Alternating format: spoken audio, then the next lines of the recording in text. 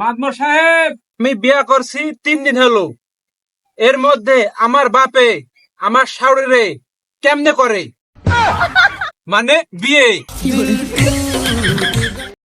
তোর কপালে আমি লাথি মারি, তোর থেকে কি আমি কোনো ভাত কাপড় চাইছি? কি ফাটা ভাই, কামটা করলেন কি? আর লজ্জা দিয়েন না ভাই, সেও আমাক চাইছে, আমিও তাক চাইছি, সমস্যা কি?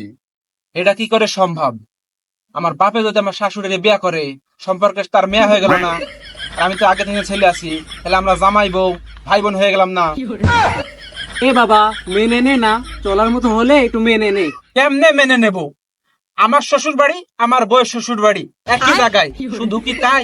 আমার শ্বশুর বাড়ি আমার বাপের শ্বশুর বাড়ি তাও একই জায়গায়।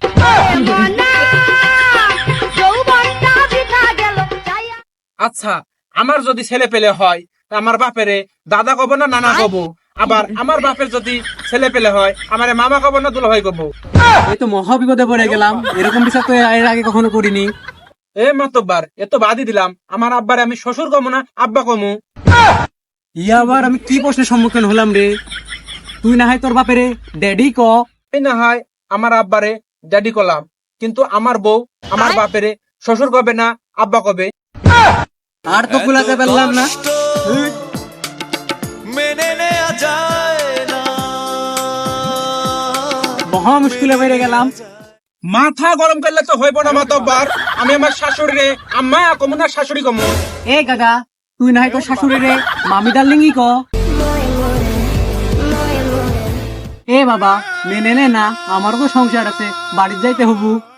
এ মাতব্বার, তুমি নাই বাড়ি গেলে, কিন্তু আমি কই যামু? আমি বাড়ি গেলে মনে হয় শ্বশুর বাড়ি আছি না বাপের বাড়ি আছি। বিশ্বাস কর ভেস্তে, আমি নিজেও জানি না। এ ফাটা ভাই, তোমার সেটার তক্তা ভাঙা ফেলবো।